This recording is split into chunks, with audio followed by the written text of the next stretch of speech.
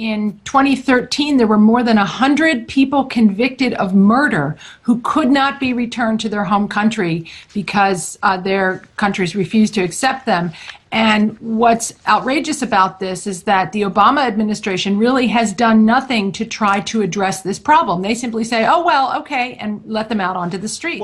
Jessica Vaughn from the Center for Immigration Studies on Newsmax TV's Midpoint last week expressing her concern about the release of illegal immigrants with criminal records. Now, following last week's shooting of an unarmed man by a police officer in California, questions again surface about the release of these illegals. As it turns out, the homeless man was not only here illegally, but he had an extensive criminal record. And in a report released by ICE during 2013, 36,000 illegals with over 88,000 combined convictions were released back into our American population.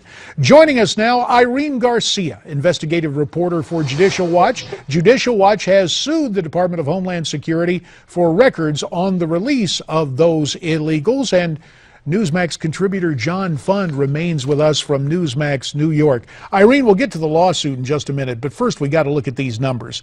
The Center for Immigration Studies, with the 88,000 convictions, 193 homicides, 426 sexual assaults, 303 kidnappings, and over 15,000 DUIs. But this administration says it's only releasing people involved in, quote, minor crimes. What's the truth here? Well, the truth is that many of them are convicted criminals, and that is precisely what Judicial Watch lawsuit is about. We want records on who these individuals are, where they are, where the detention centers that they were released from, and what their criminal convictions are, which has been kept secret by the administration as they release these criminals into unsuspecting communities throughout the country. So we have that going on. The lawsuit has been filed. I want you to listen to the response of Janet Napolitano, who was then Secretary of Homeland Security, in an interview from 2013 when asked about the release of these convicted illegals. Let's listen to this together. We are going to manage our way through this by identifying the lowest risk detainees and putting them into some kind of alternative to release. So that was then. This is now. John Fund, I guess it prompts the question, what official decided 193 homicides were minor crimes? This is what drives local law enforcement officials crazy. They have people who've committed serious crimes in their jails and prisons.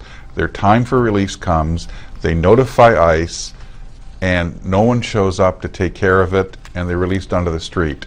Their hands are tied because they can't keep people beyond their sentence.